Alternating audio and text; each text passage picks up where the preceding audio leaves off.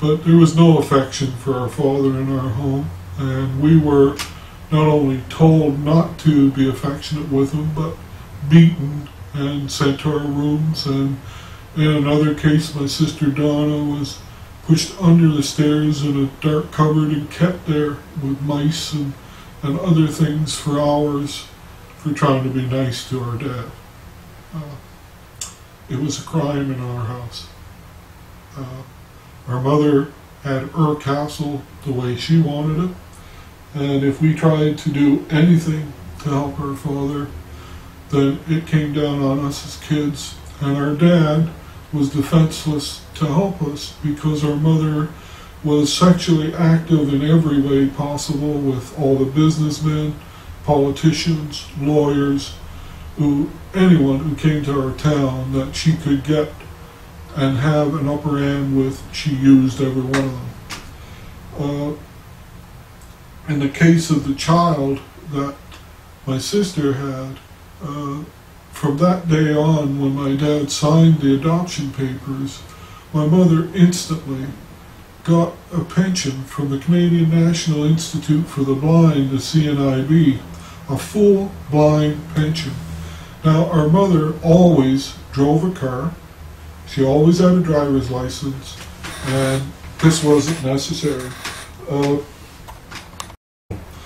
My father had worked so long that his bosses, after a period of time, said, "Skipper, you're going to have to take some of your accumulated vacation days because we can't afford to pay you for all of them."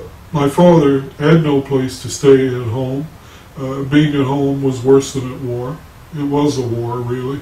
So my dad would take time off from the business where he was working. He'd go to relieve seamen on draggers and fish out of the town of Grand Bank for his vacation. I remember he went on the Lucky Me with a Mr. Snook at one time, Arch Snook. And, other times he would work around the fish plant to ice draggers, anything to stay away from the house. My father at that time made good money. My dad was a captain from 1951 until 1976 when he died, right up until his last breath. This man was tortured completely. The night before he died, my father, his system basically shut down. He had cancer. I knew it for about a year before he died. I didn't realize that the day he was going to die, but I was at home, and that night he wanted something to drink. His mouth was all dry and his lips cracked up. He'd asked my sister Joan to get him something to drink or a popsicle. Well, our mother stood in the door and she said, "Let the bastard choke if he wants." And my dad rolled out of bed on the floor trying to get something wet, and she said, "Leave him where he's at.